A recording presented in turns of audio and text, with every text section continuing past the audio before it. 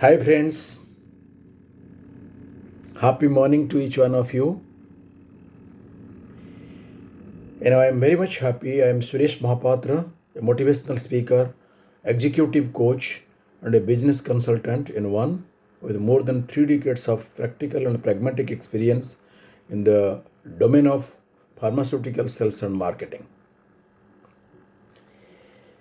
So, in the success of our video, how can one be a successful executive? So, presenting before you the part 2. It's a great privilege to appear live before you to serve the recipe of effective executive before the cock crows in the morning. An executive, you are hired for your skill and hired for your behavior rather than for your interpersonal skill.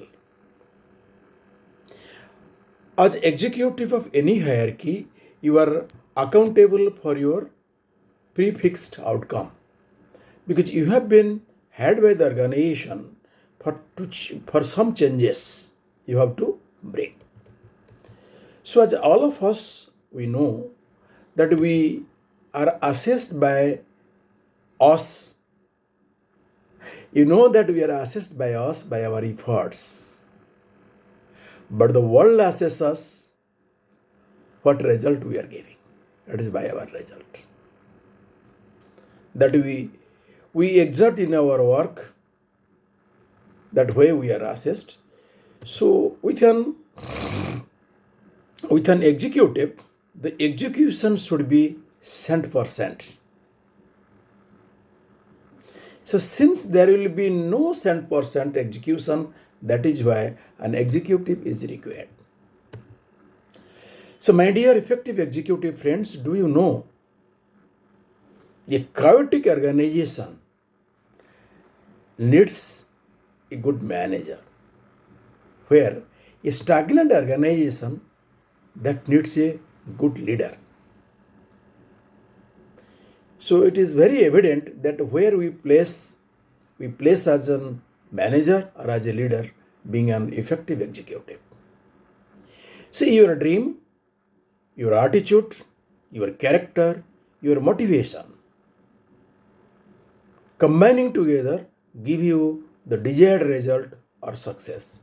Success in your personal life and success in your professional life. So what is a dream? Dream is to believe impossible. Dream is that when people will satire you, "Arey, what he is saying that?" And that is your dream. So well-defined dream is not that comes in the night. Dreams is that which takes your sleep in the night. So paradise is not a place, it is a place of mind. That's your attitude. And your attitude is responsible for your result directly. And your character. See, we all know if health is lost, nothing is lost. If wealth is lost, if wealth is lost, nothing is lost. If health is lost, something is lost. If character is lost, everything is lost. So your character is directly proportional for your team building and your continuity in the organization. So paradise is not a place, it is a place of mind. That is the attitude I told. And tough times says a lot about who you are and what character you possess. And the purpose of your life is the life of passion, how passionate you are to perform. So, friends, we spend a lot of time. We have spent a lot of time. A lot of videos is available in your net, in YouTube, and in your other platforms. That we always teach, communicate, inform. That what an executive do. Hardly any video is there. Rather, what an executive should not do. So I think that we have not spent a lot of time helping executives learn where do they stop and what they not to do. Probably instead of to have a to-do list, now time has come to prepare what not to do list. So it will be a good information to you. So biggest thing is that when an executive comes from a different organization, he come with a lot of experience. Let me connect with you a person's behavior. A person behave for the three things. A person behaves from his education, the what education he has got, where he has studied, and the experience he carries. And the experience he carries always is a refer point. I was doing this, I was doing that, and this way it was being done. So in a new environment, in new organization, the executives do a lot of mistakes by giving the referring point. What he was doing, what was the success yardstick in that company that may not help in your present position. Yes, those experience, constructive experience is definitely helpful, but not the culture. Because organizational culture varies from organization to organization. Second point, my dear friends, don't compare. In the organization you must not compare. I was doing this, my people are being paid over this, we are working this hour, here we are working this hour, my boss was behaving in this way, here the authority is behaving this way, my juniors were are doing this way in that company. So this comparison should not be there. The biggest thing an executive fails in the new organization is saying that people are good in that organization, people are bad in this organization. My dear executive friends, people are difficult. People are not difficult. People are different. A set of people, a group of people are reporting to you in your previous organization, they are not the same. So you are handling a different set of people. The way you communicate, the way we, get the work done. Of course, the same work you are going to do, but your interactions must be different with different people. Then the fourth point is your first month, first 30 days. That plays a very, very vital role in the new organization. It is a time you have to establish the chemistry with your friends. So that chemist is establish a good connection. And once you are connected very nicely with the new team, then your communication will be impacted on them. It will be easier to yield the desired work, desired business, or a desired thing for which you are joined in that organizations. The fifth point is give a clarity. Clarity is communication is very, very important, and that leads to the attention the group you are handling. And my dear executive friends, your attention will lead to the result. And we will come to the sixth point. Success has been defined by different people in different way. And to me, to you, success is sum of small efforts repeated in and day out.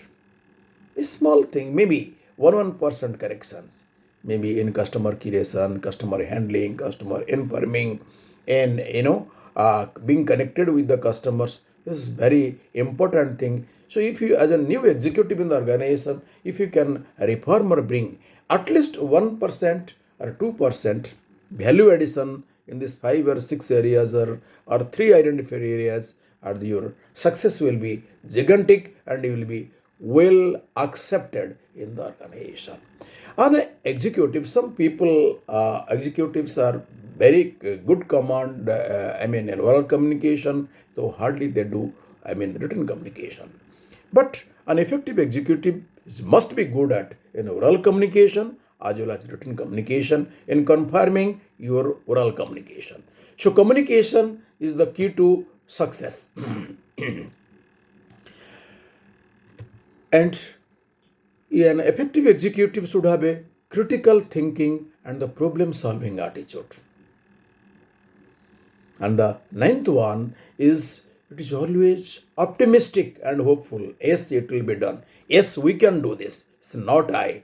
And that the positive things will be imbibed in the mind of your team. And when your team will work in a unified way, in a getting together way to do this. So to do attitude, you must imbibe in the mind of the people instead of asking to do that most of the executives ask. In your initial phase, the entrepreneurship attitude, some of the executives don't incorporate. So each your team member must feel as an entrepreneur. That initiative must be taken by an executive. Self-regulation.